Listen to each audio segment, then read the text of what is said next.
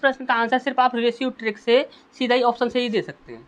आपको इसको बिल्कुल भी सॉल्व करने की आवश्यकता नहीं पड़ेगी, ताकि आपको अच्छे से समझ आ जाए। तो वो है आपका ए बी सी। ठीक, इसमें बोला गया कि डी और ई क्रमशः भुजाओं ए बी और ए सी पर इस प्रकार है कि डी ई पैरेलल है बी सी के, पैरेलल है किसके, बी सी के। ठीक, अब इसके बाद बोला गया है कि ए डी और डी बी, ए डी और डी बी इनका जो रेशियो है वो कितना है 3:1। तो यहाँ पर हम बोलेंगे ए डी का रेशियो कितना है आपका 3x और इसका कितना हो जाएगा x हो जाएगा, किसका, डी बी का। यदि ई ए जो भुजा है वो आपकी 3.3 है, 6 सेंटीमीटर में दी गई है, यानी कि पूरी भुजा यहाँ पर दी गई है। तो यहाँ पर हमसे बोला गया कि ए सी का मान कितना होगा, यानी कि ये यहाँ से ए से लेकर सी तक का यहाँ पर हमसे पूरा मान हमसे यहाँ पर पूछा गया है। हमने बोला कि जब कभी भी आपकी यहाँ पर संगत भुजा दी गई होंगी तो यहाँ पर देखिए ये भुजा आपकी इसके संगत है, ये भुजा इसके संगत है, ये पूरी भुजा इस भुजा के संगत है। इतनी सी बात आपको अच्छे से पता ही होगी। अब यहाँ पर ध्यान से रखिए, ध्यान समझिएगा, यहाँ पर इसका रेशियो कितना है 3 है, इसकी भुजा संगत कौन सी है, ये है। तो ये इसका कितना गुना हो रहा है, तो आप बोलो सर 1.1 हो रहा है। कितना हो रहा है 1.1 हो रहा है।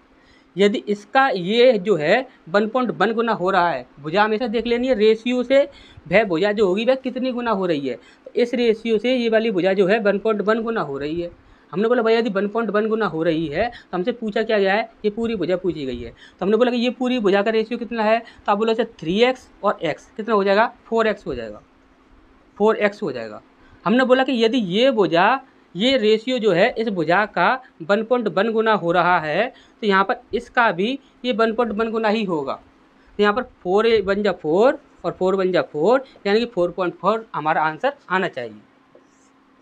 और आप बोलो सर यहाँ पर ये वाली यदि अगर यहाँ पर हमसे ये पूछ लिया जाता तब हम क्या करते। तो आप यहाँ पर ध्यान से देखिए, 3 रेशियो की वैल्यू आपकी 1.1 है, तो यहाँ पर 1 रेशियो की वैल्यू कितनी हो जाती 1.1, तो यहाँ पर कितना हो जाता हमारा 1.1। इस प्रकार से आपको यहाँ पर कुछ भी पूछ लिया जाए, सिर्फ आपको संगत भुजाओं का यहाँ पर देख लेना है।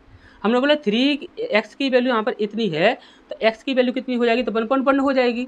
हमने बोला कि यहाँ पर कितनी है, तो यहाँ पर x है, यहाँ पर x की जगह पर यदि कुछ और भी रखा होता तो भी आप इसी प्रकार से कर देते, 1.1 उसका गुना कर देते, तो हमारा यहाँ पर आंसर आ जाता। अच्छे से ये चीज़ समझ आ गई होगी। इसी प्रकार से आपको करना है, यहाँ पर पूरी तरह से प्रमेय वगैरह लगाकर इसे सॉल्व नहीं करना है। यदि आप डायरेक्ट करते हो रेशियो ट्रिक से तो आपका जल्दी हो जाएगा। ठीक, अच्छे से समझ आ गया होगा। तो और कोई भी हमारा यहाँ पर आंसर नहीं हो सकता, सिर्फ एक ही आंसर है हमारा सी। ठीक, अच्छे से समझ आ गया होगा। नेक्स्ट क्वेश्चन की ओर बढ़ते हैं।